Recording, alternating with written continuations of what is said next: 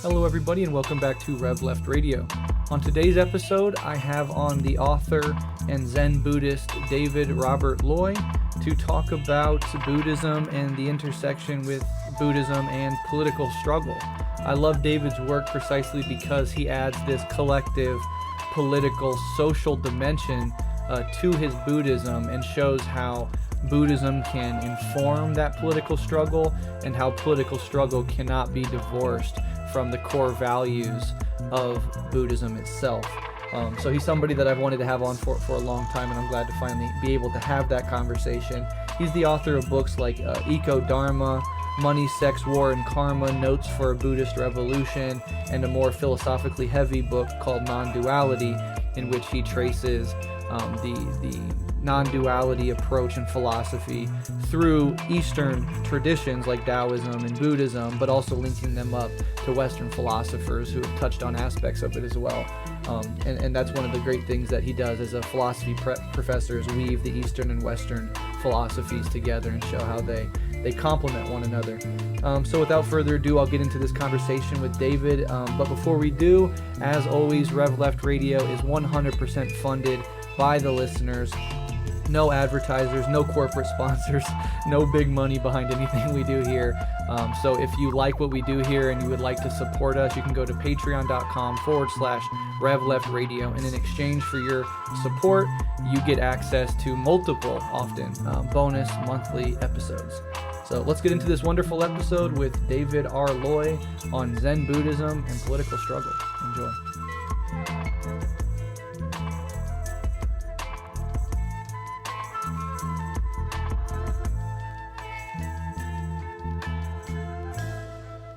So my name is David Loy. I'm a professor, or was a professor, I'm now retired, a professor of philosophy, mostly Buddhist and comparative East-West philosophy. I'm also a long-term Zen Buddhist practitioner and sometimes teacher. Yeah, well, wonderful. Thank you so much for coming on the show. As I said before we started recording, I'm a huge fan of your work. I've recently read Eco-dharma and Money, Sex, War, and Karma, and I have, but have not gotten into non-duality yet. Good luck on that one. Yeah, I know it's a bit tougher than the rest, but I'm very excited for it. So I'm really excited to have you here, and maybe a way to start for people that might not be familiar with you is just to kind of talk about how you initially became interested in Buddhism, maybe talk a little bit about the tradition that you come out of, etc. Sure. Well, people can't see me, so they can't tell, but I'm another of those boomers. And, coming of age in the 1960s was a pretty heady experience, including, of course, the Vietnam War. And that in itself was quite an education.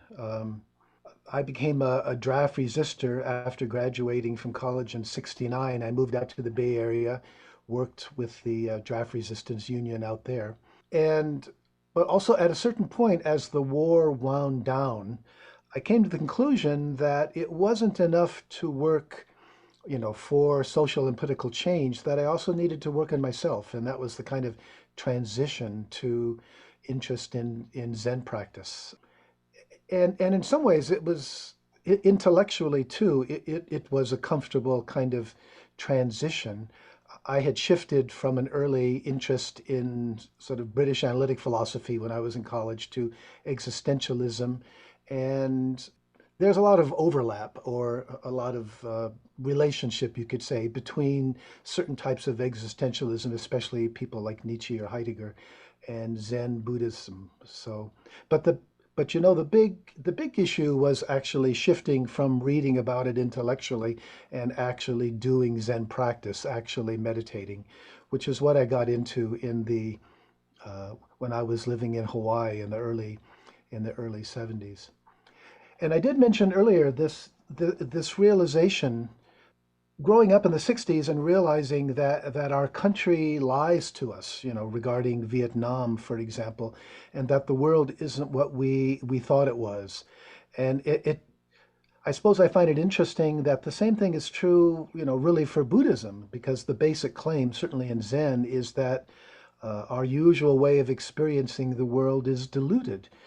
One way to say it is that we think we see the world as it really is, but in fact, it's a psychological and social construct. So in that sense, they fit together pretty well, I would say. Yeah.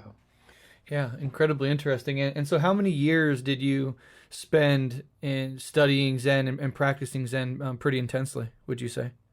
Well, in a way, that still continues. I Hmm. started around, 71 doing retreats and lived in a couple Zen centers in Hawaii. First the Maui Zendo, and then later, when I went back to graduate school in philosophy, I was living at another one in Honolulu.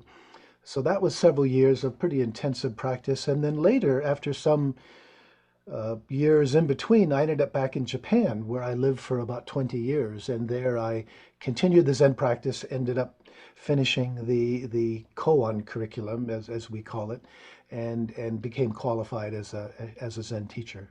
So I don't know that it's ever actually ended. I mean, I still practice every day that I can, and although there's been a natural shift, more teaching than being taught. Hmm. Yeah, absolutely.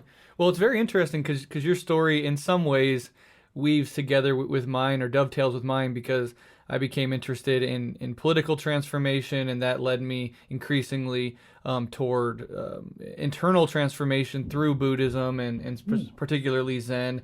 I have an undergraduate degree in philosophy. I'm a graduate school dropout because I couldn't sustain it financially with two young children. But I was born in 1989, so our Vietnam was like the Iraq War and all the lies that came with that and the devastation of lives that we're still living through now. So there's some interesting parallels there for sure. Have your politics always been on the left in that sense? I think pretty much. Again, I think maybe when I started college back in the mid 60s, I don't know that I was especially political. My father, interestingly, was a career Navy man. So, as a Navy brat, we moved around quite a bit. I think the wake up for me was Vietnam, Hmm. and yes, so I'd say politically from then and pretty well straight through, it's been very much on the left. Yeah. Yeah.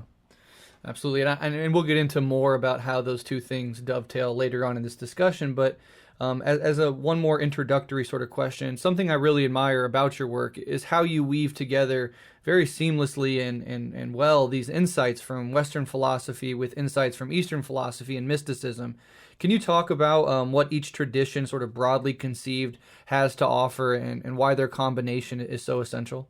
Hmm. Well, as I alluded to earlier, certain types of Western philosophy, especially I'd say existentialism, jive with Asian philosophy rather more than some of the other types. I suppose what happened at a certain point for me was I sort of lost interest in the purely intellectual path, the idea that somehow, the goal was to find the perfect proposition that sort of captures the truth. Maybe, my own career meeting philosophers, taking part in philosophy conferences, and that at a certain point, I sort of lost interest in that. I didn't feel inspired by that as a way to live. But then there was this shift to the existential, and there's a lot more overlap in that regard because there's much more emphasis, I think, on the experiential.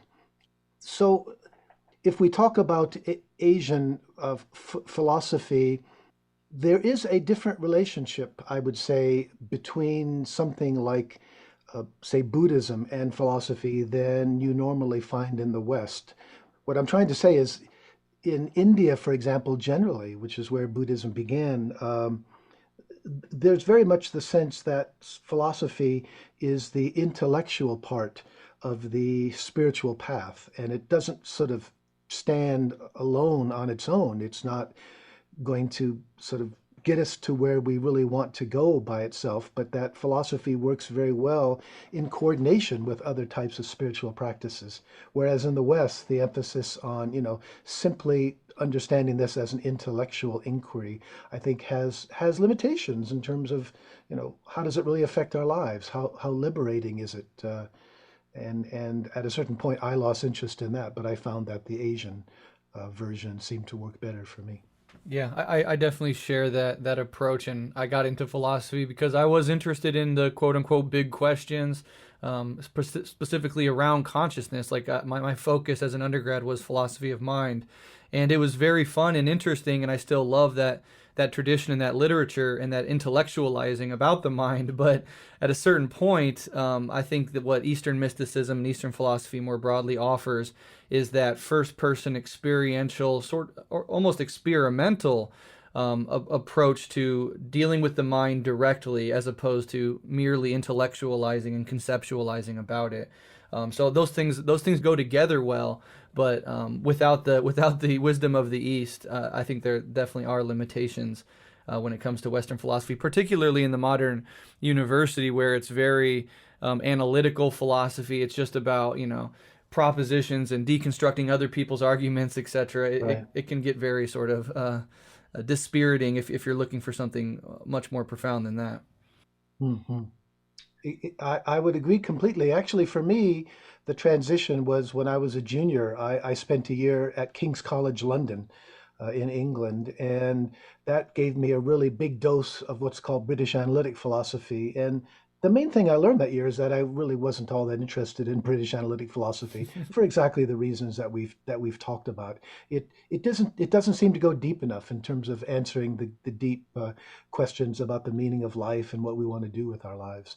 Whereas I found that, the more spiritual practices of something like Buddhism, and then allying the philosophy as an attempt to sort of understand the kinds of transformations that happen if we do undertake those kinds of practices. That has been very meaningful to me. I only went back to graduate school after I'd lived in a Zen center and engaged in some pretty intensive meditation for a while, and things were happening, changes were happening in my life. I'd call them openings, realizations, insights. And then the interest in philosophy reoccurred as, trying to understand what the traditions had to say about those sorts of experiences. Yeah. Have you had, just as a side question, have you, throughout your meditation practice and all the work that you've put into it, like, we people talk about nowadays the dark night of the soul or these rough patches in the spiritual journey, and like this idea that it's not just about increasingly getting happier and calmer in a linear fashion. Have you had any particularly rough spots throughout your spiritual journey? Oh, for sure. Yes. I think that's a necessary part of it because the basic thing that happens when you're meditating is, you're letting go. You're letting go of all kinds of ideas about yourself and who you are and what the world is. And that kind of non-attachment can be pretty painful in the sense that those things we normally identify with that give us the meaning of our lives, they can leave you in a kind of a void and sort of flailing around. So very much in my own experience, there have been times a a tremendous sense of loss, and yet that I think has been a kind of necessary transition in order to open up and experience the world, including myself, in a very different way.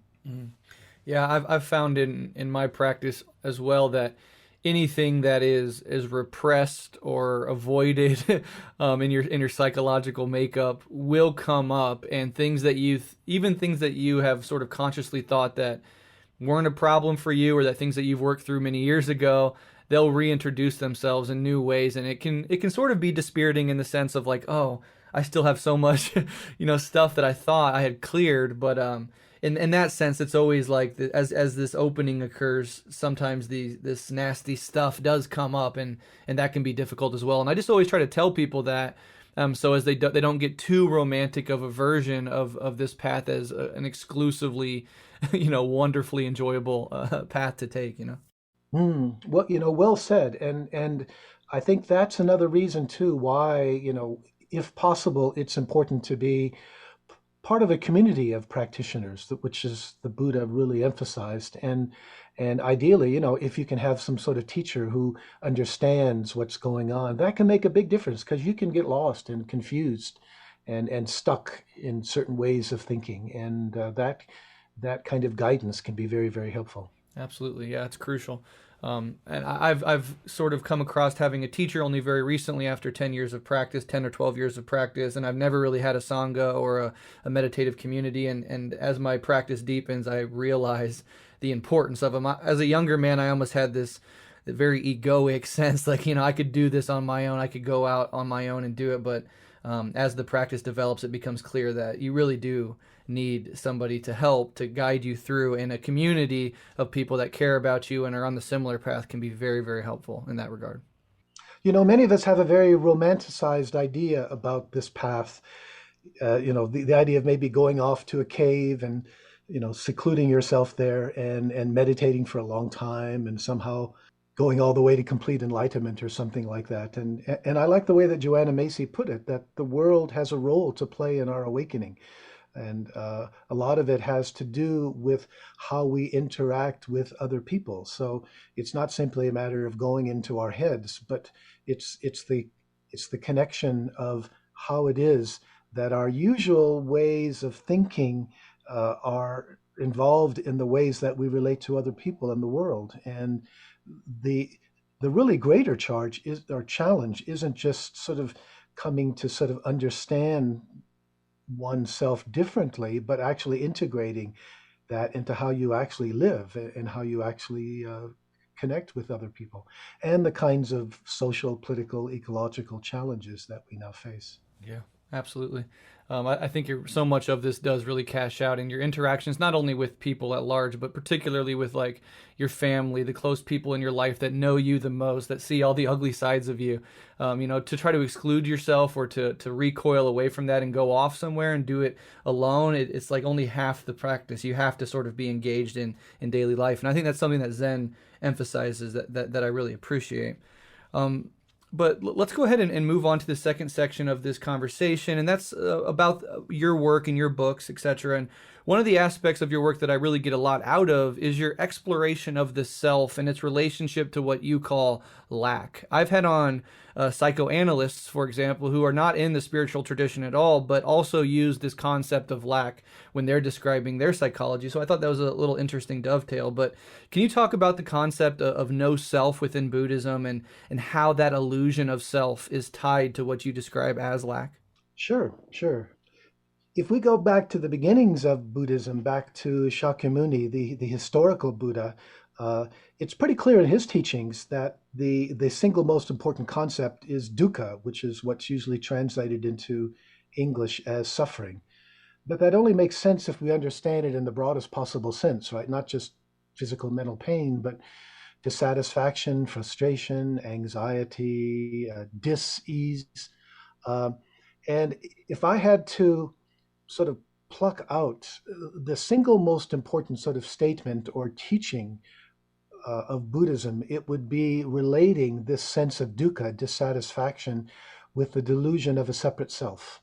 That's the other really interesting thing about Buddhism, this kind of counterintuitive claim that the sense of self that we normally all have doesn't refer or correspond to anything real. In modern language, it's a psychological and social construct.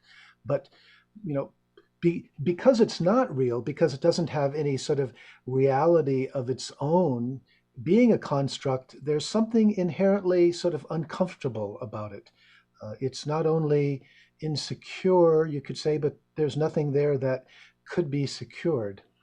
And I think that the way we normally experience this is as a sense of lack, by which I mean the feeling that, something is wrong with me, something is missing, you know, I'm not quite right, or I'm not good enough.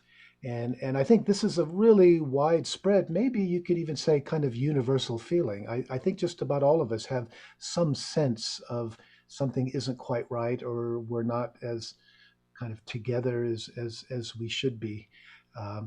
And this sense of lack, though, in and of itself, there's something vague about it, and the particular forms that it takes, in other words, what it is that I lack, that will tend to vary according to the kind of person we are and the kind of culture that we're embodied in.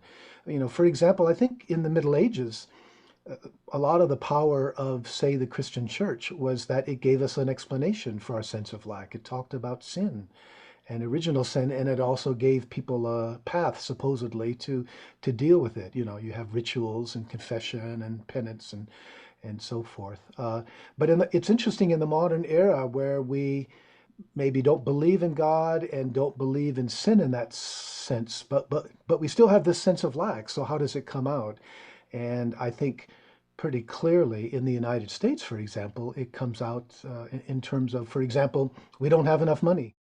And it doesn't matter how much money you have, it's never enough because that's the nature of this lack situation. Because the sense of lack is a symptom of this fundamental delusion of separation, of a separate self. You're never actually going to be able to resolve it by getting enough money if that's your way of understanding what the problem is. So what I like to talk about is what I call lack projects.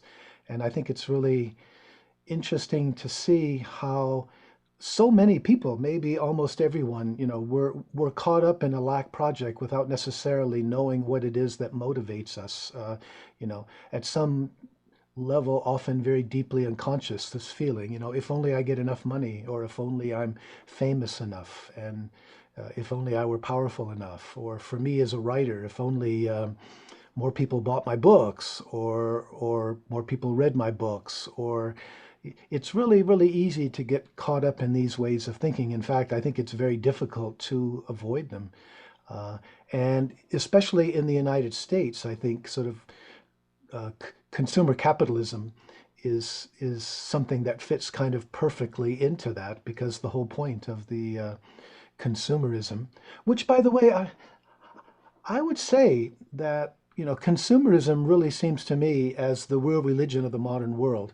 If you understand religion as that which teaches us, what's really important and about the world and how to live in it, I think that for many people, even those who go to church on Sunday morning, for many of them too, it's this idea that somehow consumption is the real meaning of life. And again, the trap there on the individual level, as well as what it's doing to the environment, is that if you think that you can consume your way to happiness, it just never happens. You never consume enough. You never get enough.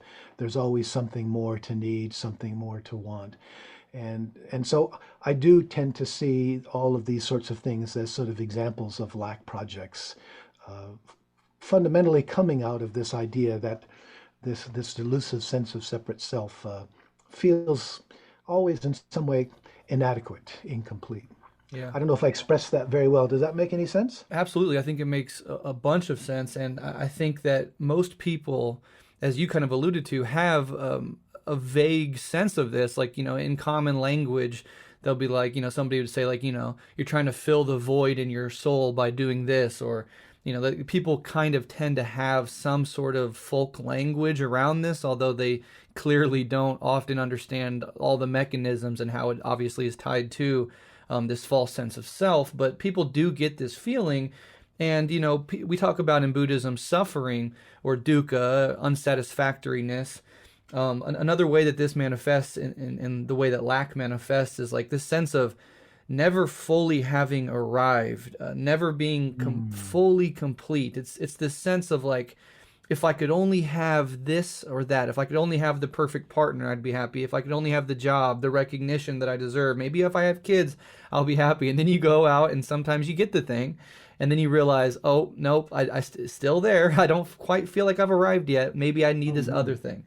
And then society, capitalist society at large, tells us that money and fame are really great ways to fill this void. If you have money and you have fame, you have the recognition and you have the comfort that you need. And then people pursue that doggedly, and they come to it, and they get the money and the fame in rare instances.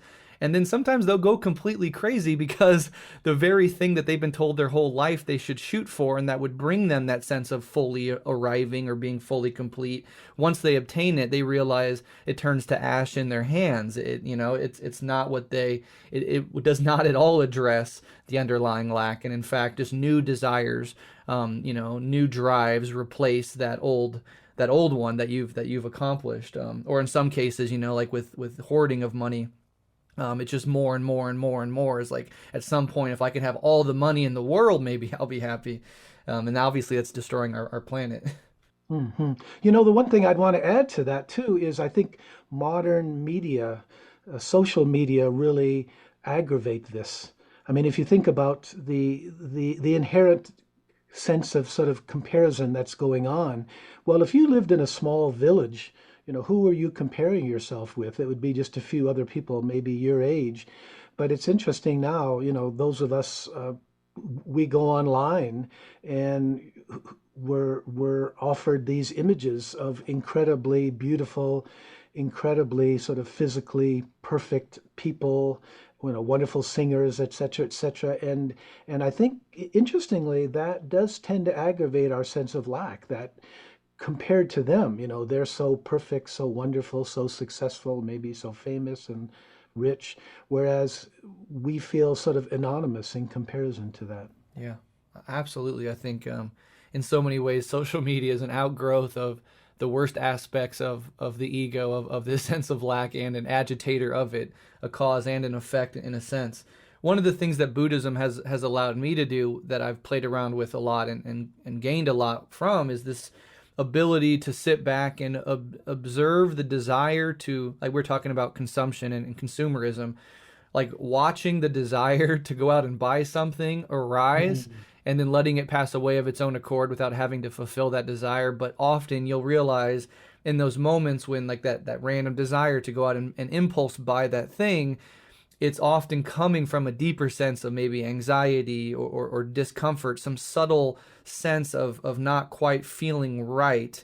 And the impulse to consume, whether that's going to the fridge and literally consuming food, or going online to Amazon and buying something on an impulse, is like a way to get out of that sense of that little subtle sense of anxiety and discomfort. Does that ring true to you?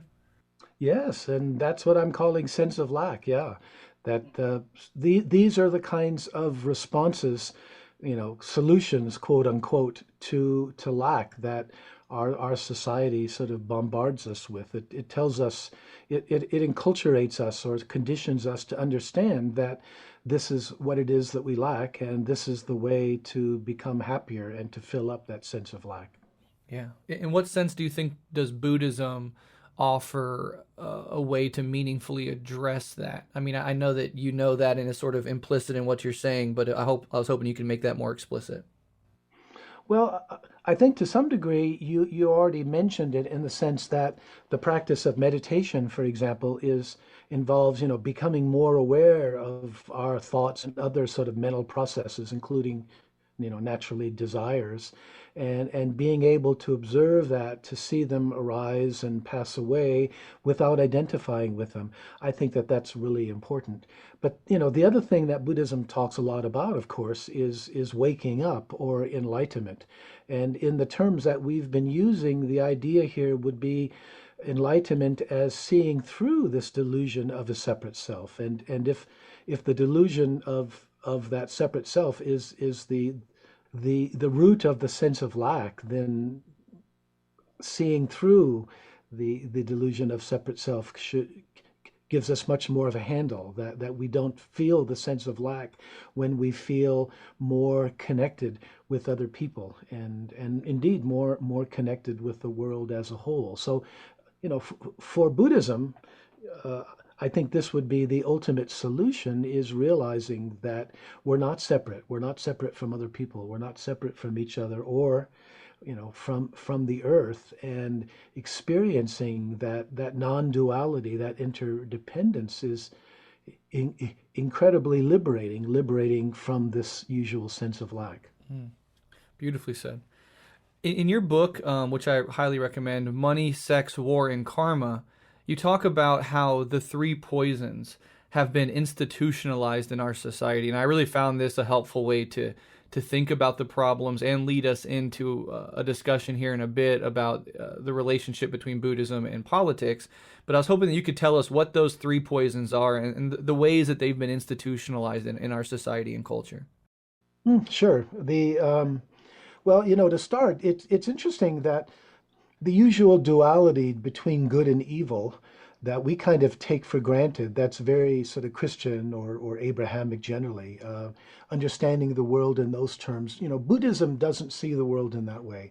Instead of this struggle within ourselves and in the larger world of good against evil, Buddhism emphasizes much more the problem is delusion and ignorance. And in terms of understanding where where we go wrong, the Buddha talked a lot about what he called the three fires or the three poisons, which we could translate as greed, ill will, and delusion.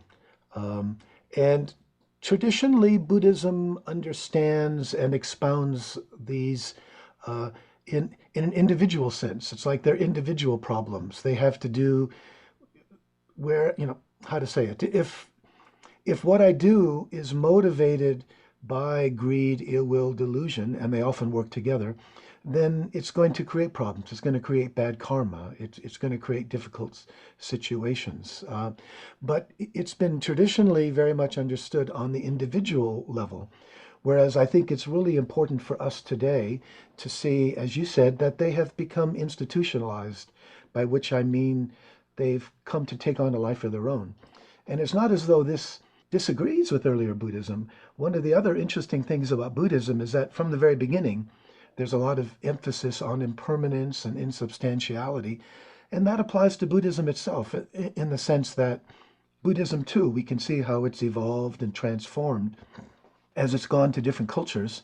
And I think now that it comes to the West or to the modern world, I think this is one of the natural developments that we can see. So, for example, greed. Well, greed is not only an individual problem, but I think you could say if we understand greed as you never have enough, you always want more, I think that's a pretty good description of corporate consumerism. On the one hand, we as individuals, we never have enough, we always want, and that's encouraged. But also, if you look at corporations, they're never profitable enough. Market share, their share prices are never high enough. There's always this wanting more and more and more. But as I like to say, why is more and more always better if it can never be enough? That seems to be the kind of trap that we get stuck in. And I think something like that applies to the other poisons or fires as well. For example, ill will. Well, I think that's a pretty good.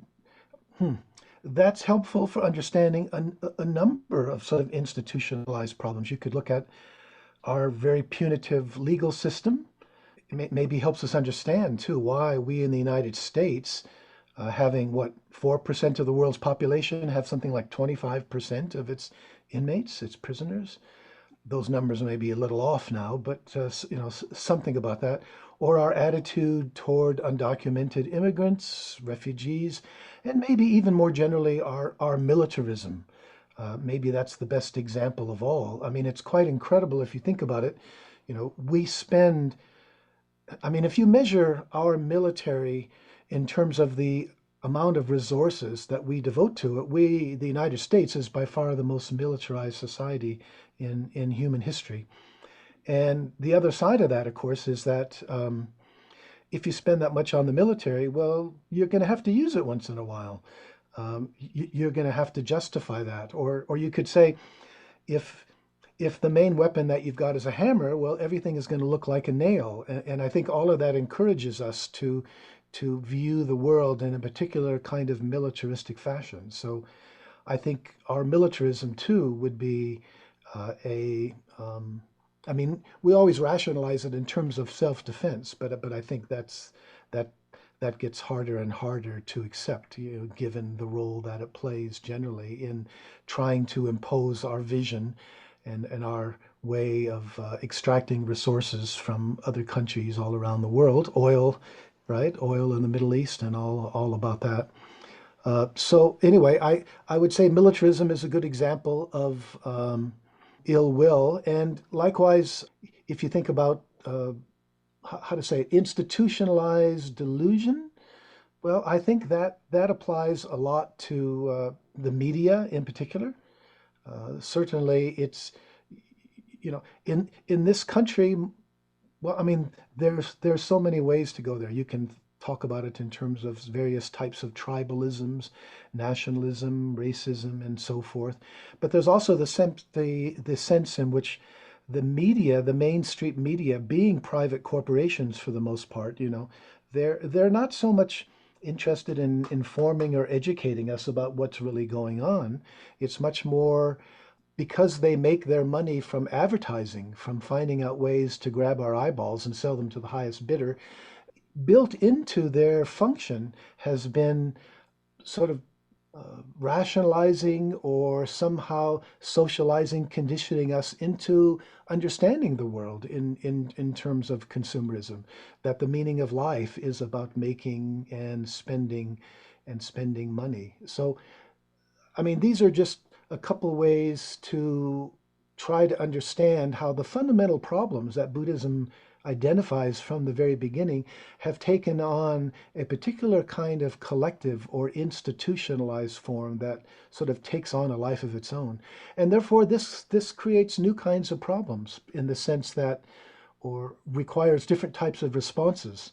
Because whereas traditional Buddhism would say, well, the problems of greed, evil, delusion are individual, and so you work on them in your own life. Once we see how they have become collective and institutionalized, it raises really difficult questions about what do we need to do in order to address them collectively and actually resolve them.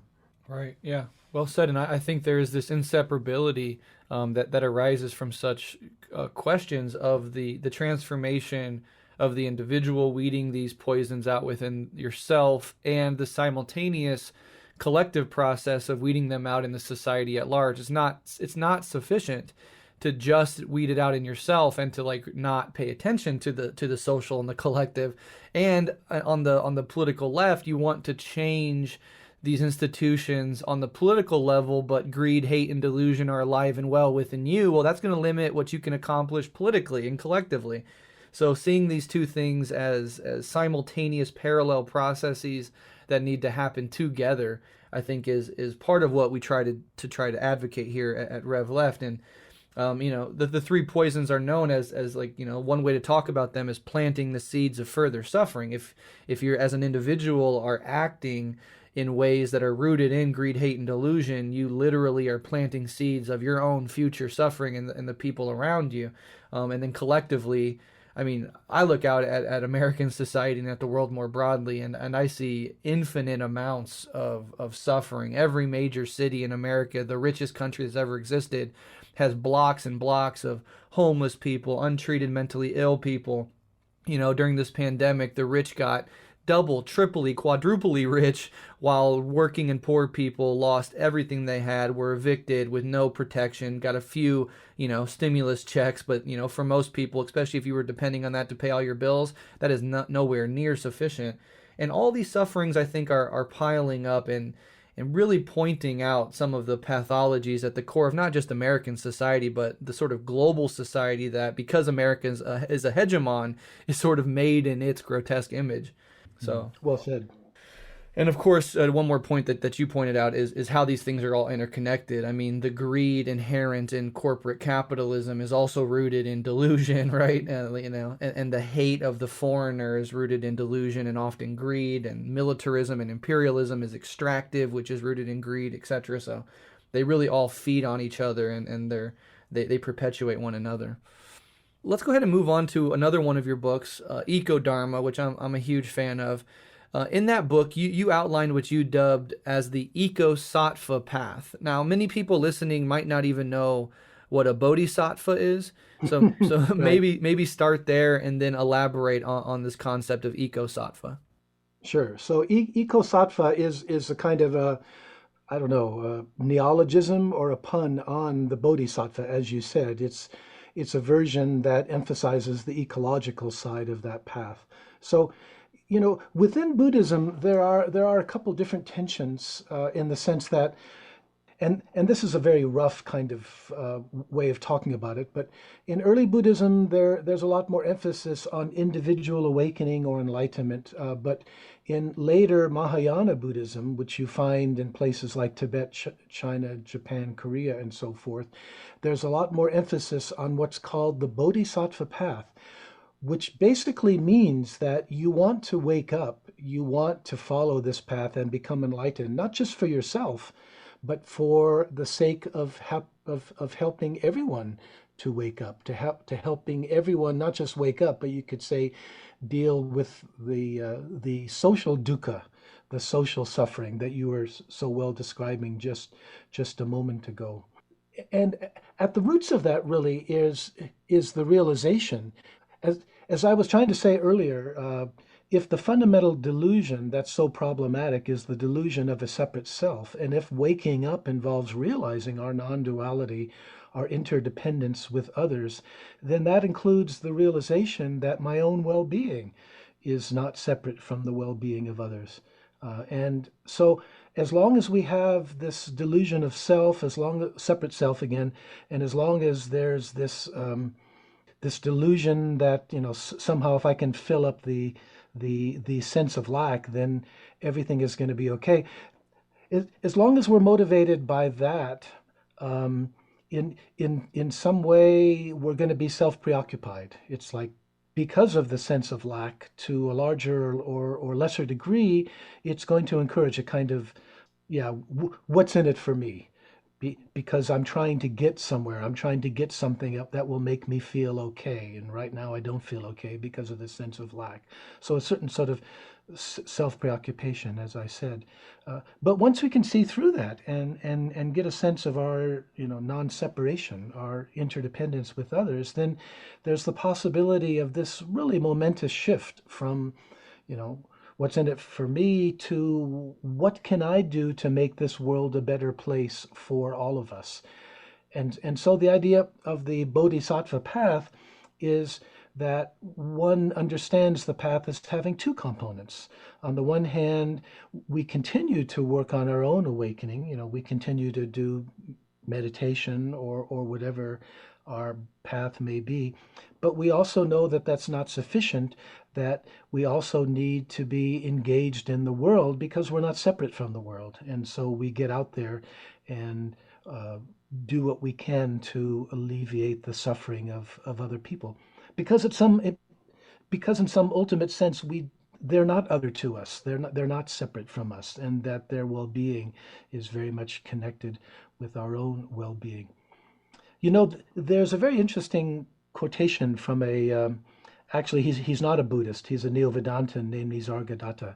But I think he put it so well when he said, quote, "When I look inside and see that I am nothing, that's wisdom. When I look outside and see that I am everything, that's love.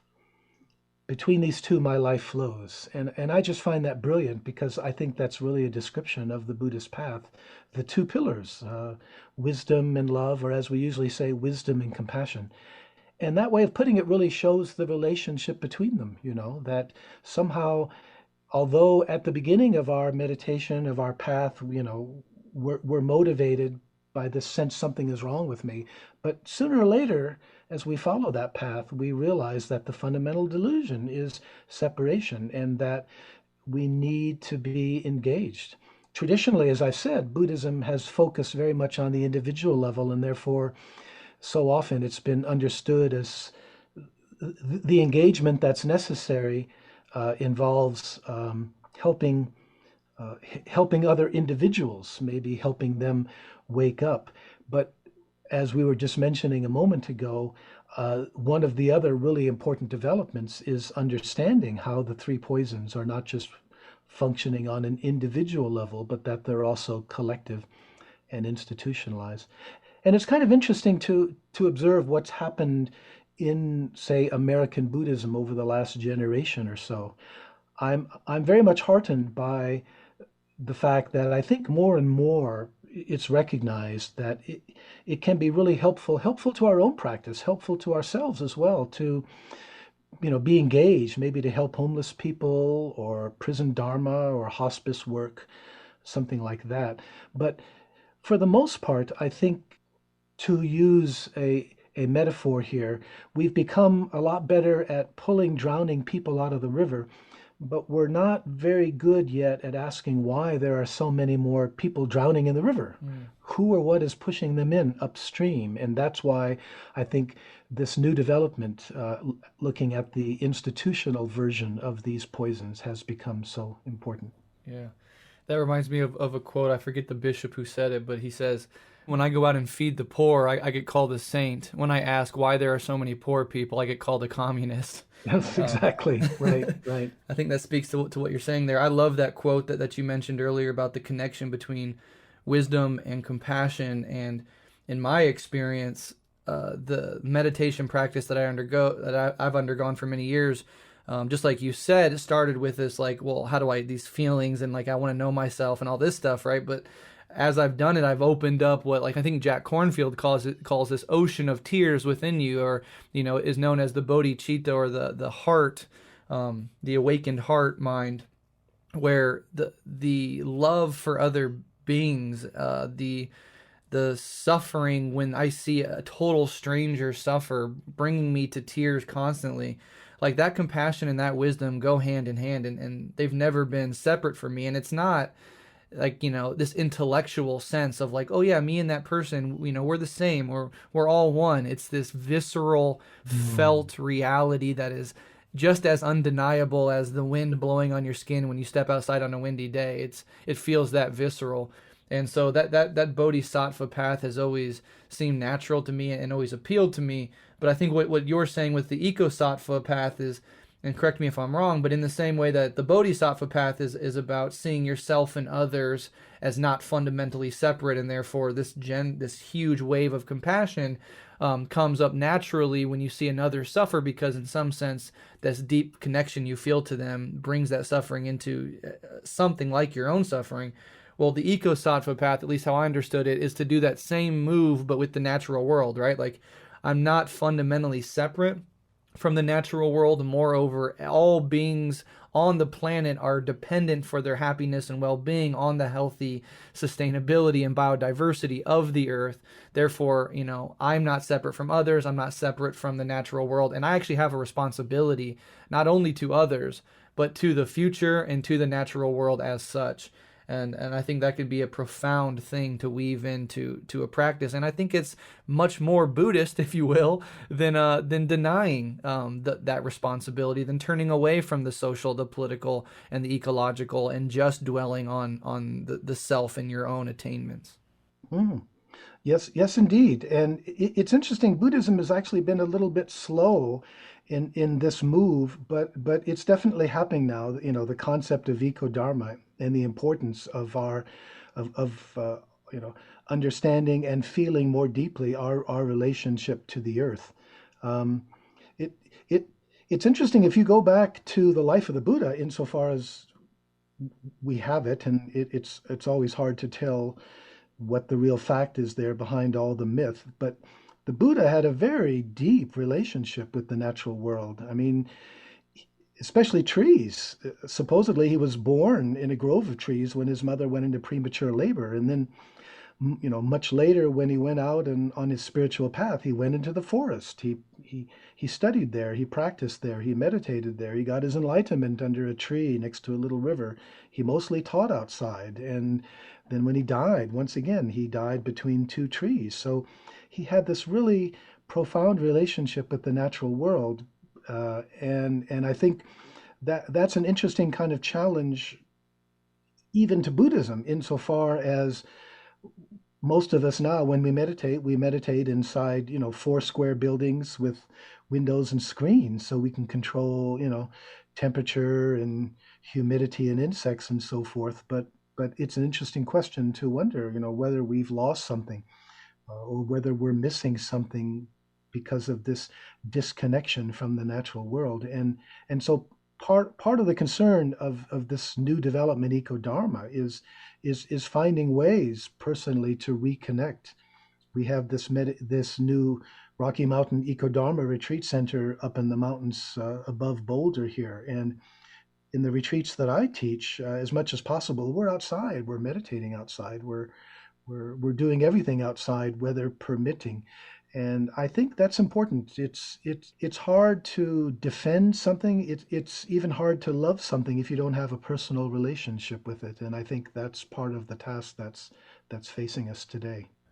Yeah. I could not agree more. The importance of practicing outside, and even if you're not actively meditating, just energy put into going out and being in the natural world. Particularly, I find it beneficial to be alone in the natural world, because I think so much of the self, the ego, is bound up with others and how other people think about you. And if you spend enough time out in the natural world alone, the sort of bolts on the ego begin to loosen just a little bit, and it can be very rewarding and instill within you this deep love for this natural world and this natural desire to want to protect it and preserve it.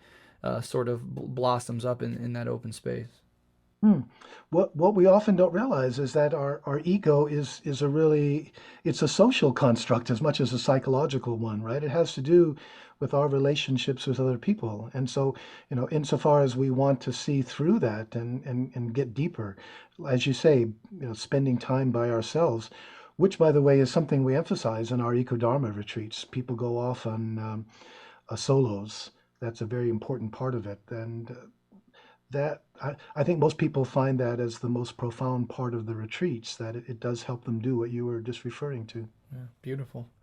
Well, let's go ahead and move on. And this is a question I ask to anybody that comes on from the Buddhist world, because I always like to get everybody's take is more or less pointed at the same thing, but it is always a little different in how they articulate it. So in your opinion, or in your verbiage, what is awakening or enlightenment in Buddhism?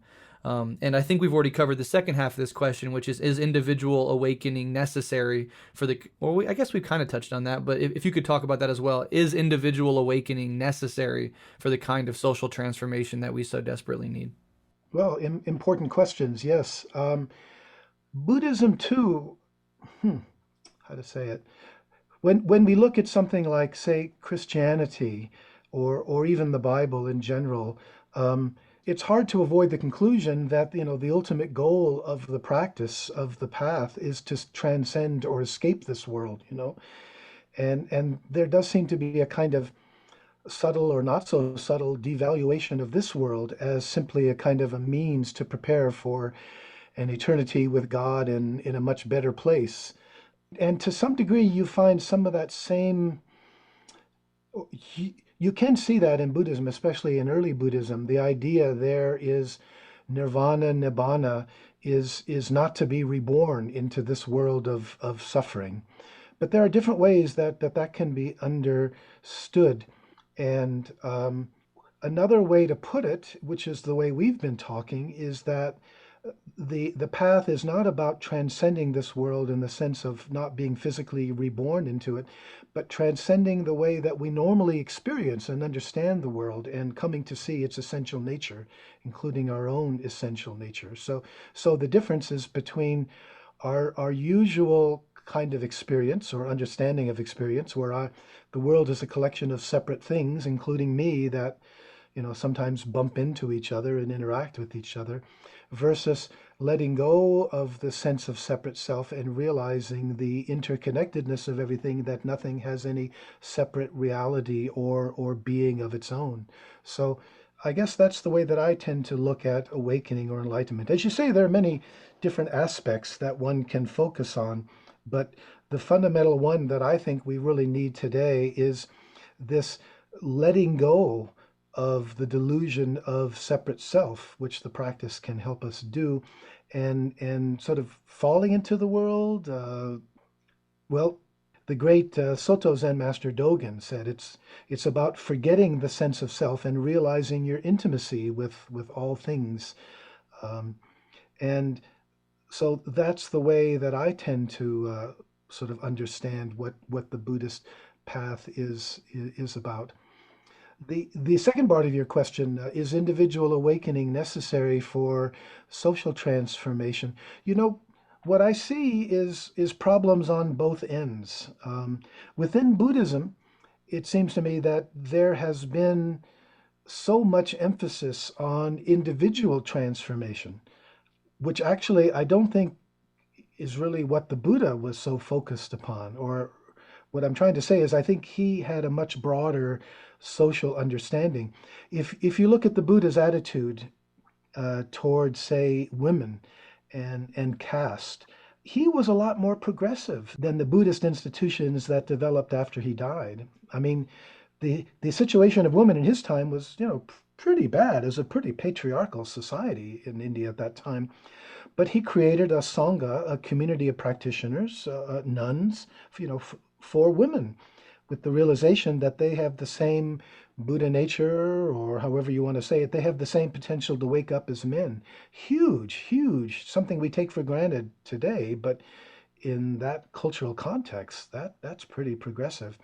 Likewise, India at that time was already sort of falling into a pretty rough, tough caste system, which you could call their version of racism to some degree, where people were sort of split up in terms of what they were supposed to be doing, and it was very much hierarchical. So the Brahmin priests were the best ones, and the Buddha emphasized what really makes someone a Brahmin. He understood this in a more metaphorical way. It's not how you're born, it's how you live. And he emphasized that when you join the Buddhist order, you lose caste. So, I mean, when you sort of reflect on that, I think it suggests he had a lot more understanding of sort of the dukkha connected with social issues. But then after he died, I mean, Buddhism became patriarchal. The women sanghas, for the most part, died out. And Buddhism came, like so many other religions do, for the most part, it came to an accommodation with the state. It didn't challenge the social structure. It didn't force, or it didn't challenge the kings, but it tended to sort of take advantage of them because it wanted to be supported by them. Uh, so it's only in more modern times that we're becoming more aware, as we've been talking about some of the social and political implications of the Buddhist Dharma. So that's on the Buddhist side, but I also see it on the um, sort of social side as well. The way that so often the political process has been understood simply as overthrowing rulers and getting new people in.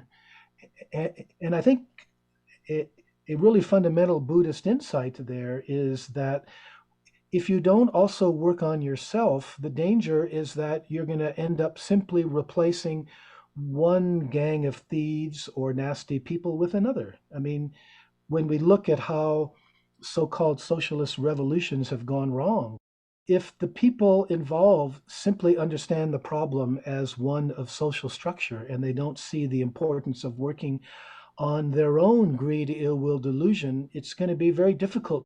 So the conclusion that I sort of draw from this is the importance of transformation on both levels.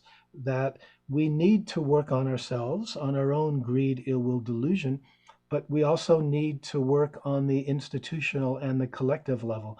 And if you only work on one of those levels, it doesn't really work well enough. You don't get the kind of transformations that you really want. Yeah. Well said, and I completely agree with that conclusion, and it's something I push pretty hard on this show because I've been for many, many years in left wing, radical, revolutionary circles, organizations, etc. And there's tons of really like well meaning, loving people in those things that just genuinely want to build a better world. But, as myself and many others are, we're limited by the very things that Buddhism can address. And as you said, if we overthrow the systems that exist today, and they certainly deserve it, but we repopulate it with the same old greedy, delusional, egoic people, those problems are never addressed. And I think, yeah, like, as you say, we replicate some of the worst patterns of the very thing that we're trying to transcend and transform. Do you think, this is like sort of a two-part side question, do you think more people are getting involved in this waking up process as like nature is sort of demanding it? And what are your thoughts on mindfulness becoming so pop cultural in America today? Hmm. Some good questions there.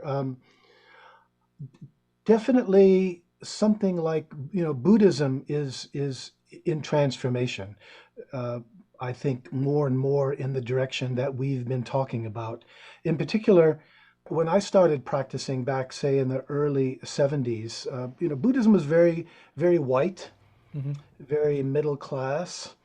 And people of color didn't really feel comfortable there, and they weren't very attracted. And I think one of the really important developments that's happened, even more influential than Eco-dharma, has been helping Buddhist sanghas becoming more aware of racism and sort of implicit kinds of white privilege that sort of were taken for granted, which is, difficult not to take for granted if you've been socialized in a certain kind of way, being white and middle class. So I'm very hopeful about that, and I'm also very hopeful about even looking at eco-dharma, the idea that those are two separate fields, that on the one hand you have socially engaged Buddhists concerned about racism and maybe gender issues, and then on the other hand you have Buddhists concerned about eco-dharma and the ecological crisis.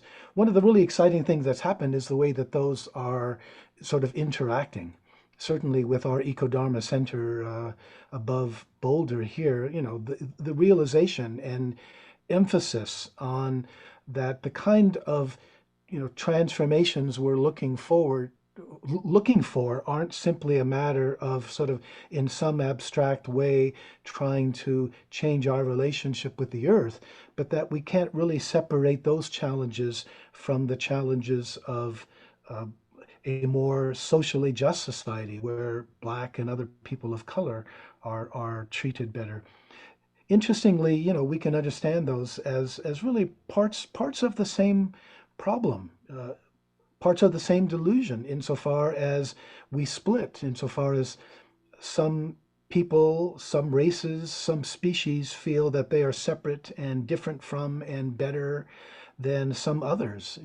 So in terms of eco-dharma, we need to overcome what you might call speciesism, just like in the case of the relationship between, say, white people of white privilege, and say people of color. We need to overcome that sense of duality as well. So I'm very encouraged by the kind of developments that are happening on that level right now. I've forgotten your other question, Brett, if you can remind me Sure, the yeah. other aspect.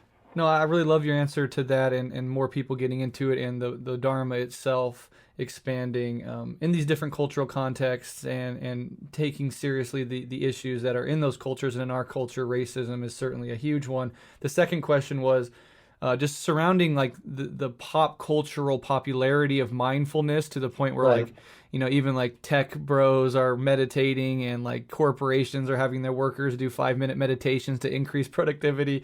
I was wondering if you see that as a negative thing, or just pointing to the fact that these are becoming more mainstream, and therefore they're going to have these sorts of manifestations.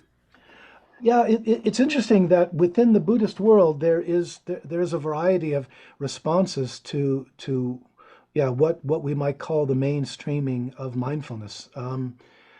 For the most part, I'm very hopeful about it, or I find it as a positive thing. I mean, I remember back in the 70s when I started, there was the sense of, oh my God, this is a wonderful practice, and it's, everyone's going to want to do this, and it's going to transform the whole world. Well, no, everyone isn't going to want to do Zen Buddhist meditation, but nonetheless, I see this as a kind of offshoot. It's something that Buddhism offers that then can be modified in a way that many other people can find it very beneficial. Um, Now, inevitably, there, as we know, I mean, capitalism can sort of incorporate and distort kind of anything, or I guess the word is commodify anything, in the sense that mindfulness too can become very problematical, in the sense that it can be understood as a technique to, as you put it, become more efficient, become more profitable, right? Mm-hmm. So maybe some boss, rather than reducing the incredibly heavy workload on some of their employees, they might send them on a mindfulness course to help them become more efficient and be more focused. So that aspect I can see as very problematical.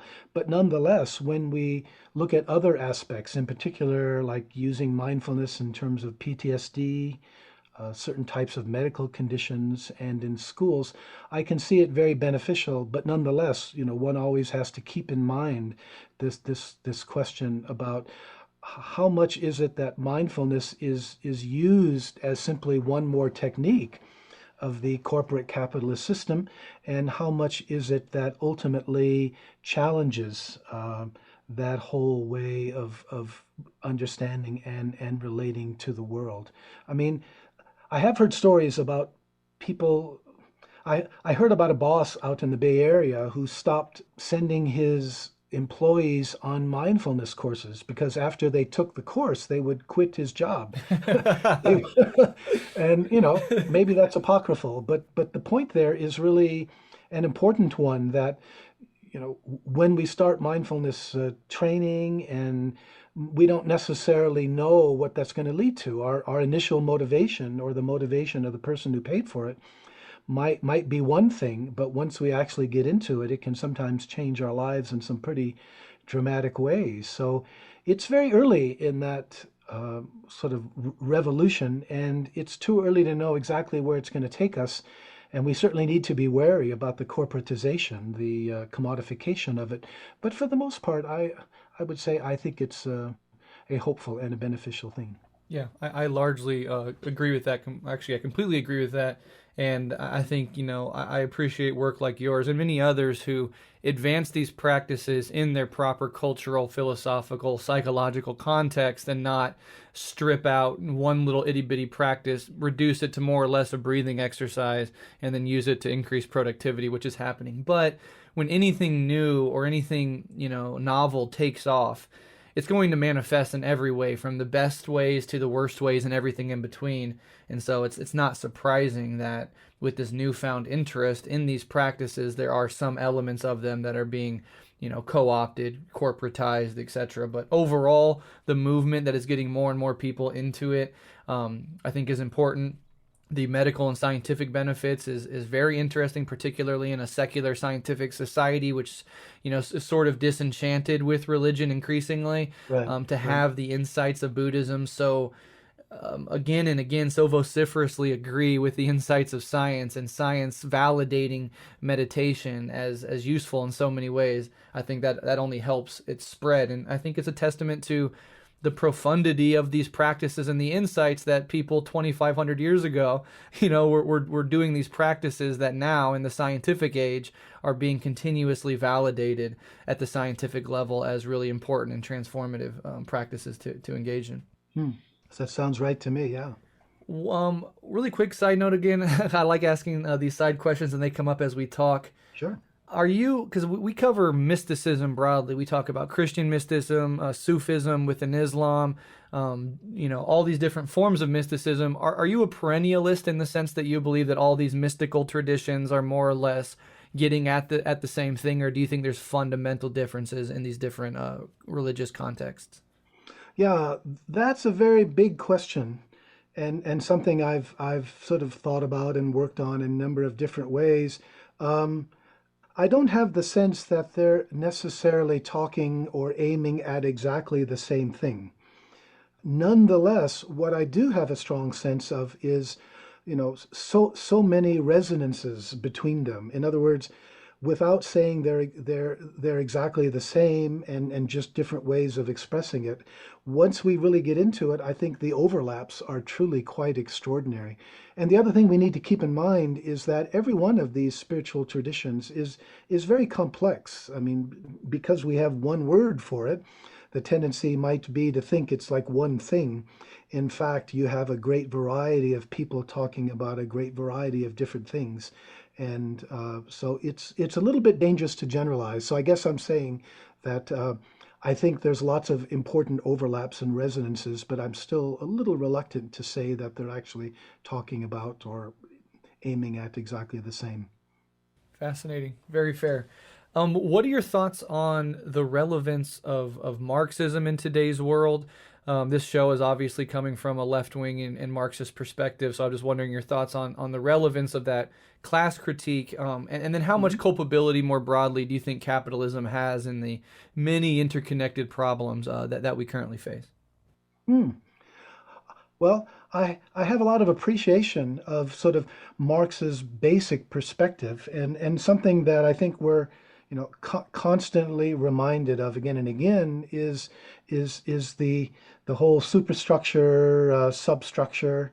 I mean, for me, the fact that the people who own and control the economic system tend to control the political system as well, and I think we see that coming up again and again, and if anything, becoming even more important with sort of recent Supreme Court decisions. So, I mean, I see a lot of wisdom in that way of understanding that particular way of understanding the relationship between the economic, between the political, and the cultural.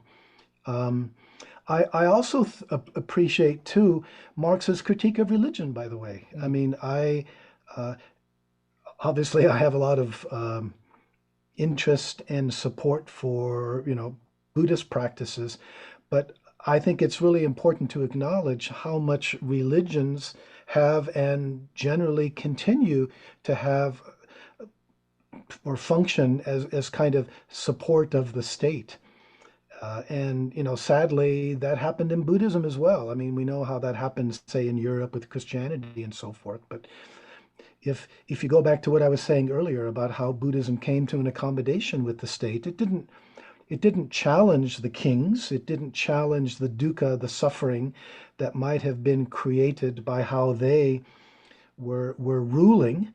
In fact, I think that was probably a major factor in the emphasis simply on the individual level, that if you're suffering, it's your own karma, that attention was turned away from the suffering caused by a very hierarchical uh, structure with kings or emperors at the top. So I think that too has been, very important, seeing how religion has, in most cases, been co-opted and used in that degree, in that way.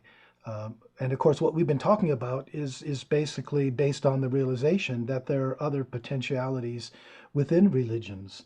Uh, you mentioned mysticism, not a word we usually use in Buddhism, but I suppose that's okay. And certainly, when we look, say, in Christianity or uh, some of the great mystics there, Meister Eckhart, or Sufism, that there are these other potentialities that can be and need to be developed. I think Marx in his time maybe wasn't so aware of that, and so this is a kind of a new development. The other thing that I've been thinking about recently, frankly, is the whole question of a working class, and I'm wondering if we still have one, in the sense of, I mean, obviously, a lot of people are still working and are very working for very low wages and having a very hard time getting by. But again, because of the way media work now, I wonder whether that makes it a lot more difficult to have a kind of working class consciousness, right? That when you look at, television and Netflix and the ways that people spend their time and what they tend to identify with, I wonder if a lot of social media have tended to really get in the way from understanding class consciousness and the conflict of classes, and how much that contributes to the incredible gap, still growing gap between rich and poor, and why it is that so many poor people, especially white rural areas, support somebody like Donald Trump, which is, really flabbergasting.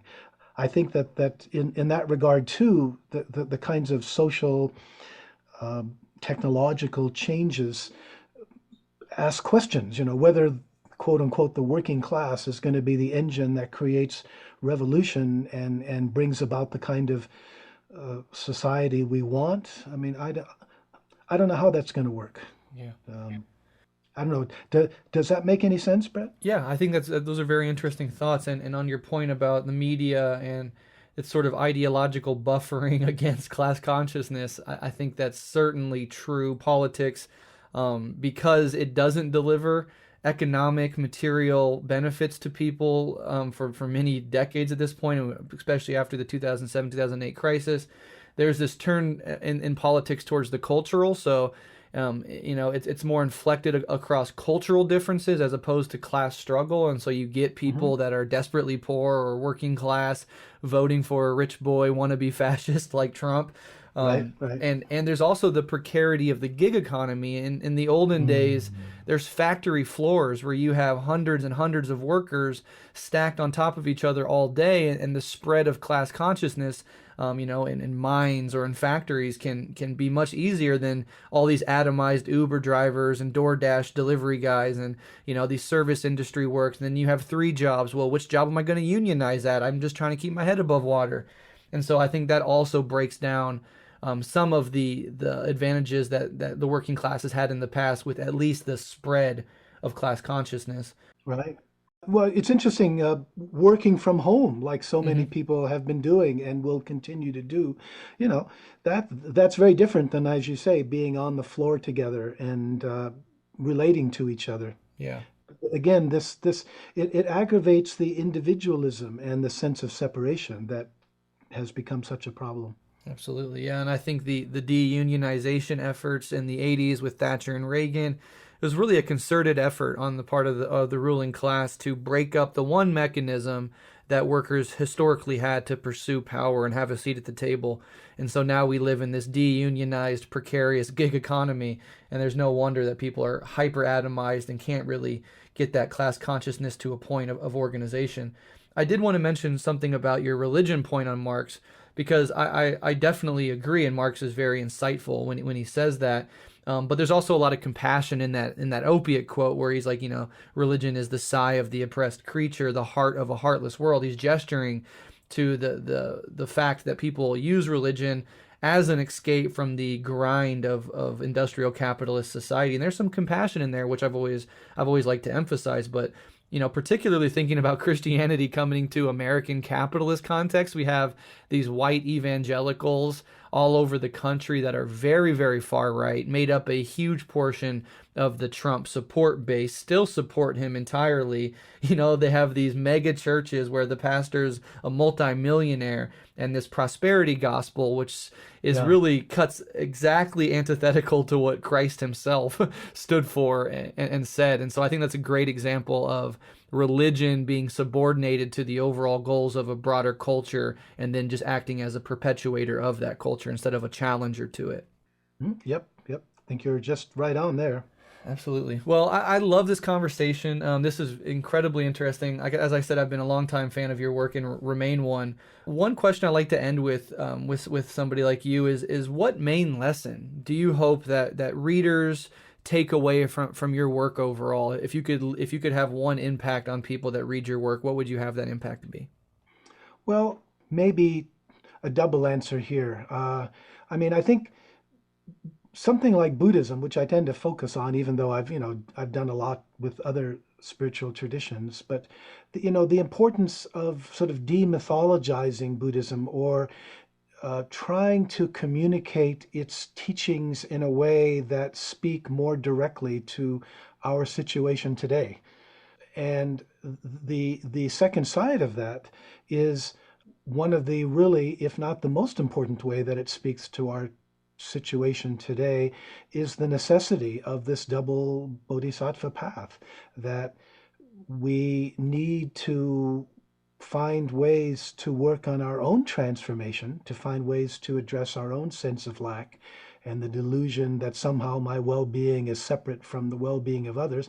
A delusion that is so rampant in our society that so many things encourage, right? We need to work on that level, but we also need to to see the importance of engaging with other people, realizing that this pursuit of our own individual transformation, ultimately, it needs to dovetail into this larger context where you and I find ways to come together and work for the larger kind of social, political, economic, and ecological challenge that we face today. Um, the importance of bringing these two together. I guess if I had to sort of pick out the one thing that I would hope people would get from my work, it would be that. And I certainly get that out of your work, and I think that's why I'm so attracted to it, is because we share that goal, and I really appreciate your work, your books. I'm continuing to read them, and I would love to have you back on in the future to discuss more of your work, because there's a lot of it, and we could have a very good conversation on a multitude of fronts. But before I let you go, can you just please let listeners know where they can find you and your work online?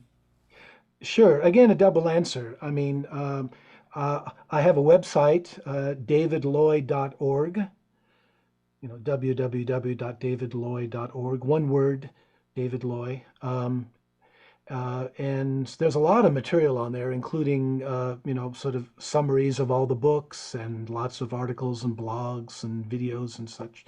But the other thing I want to emphasize is I'm one of the founders of this new Rocky Mountain Eco-dharma Retreat Center. And I also encourage people to kind of check that out and see what we're engaged with doing. And we have our own website, RMERC, that's for Rocky Mountain Eco-dharma Retreat Center.com. And there's a lot there about, in particular, Eco-dharma. Wonderful. I will link to all of that in the show notes. And I know you're located in Colorado. We're actually going on a trip next month with my kids and my nieces and nephews, because they've never seen the mountains. We live here in Omaha.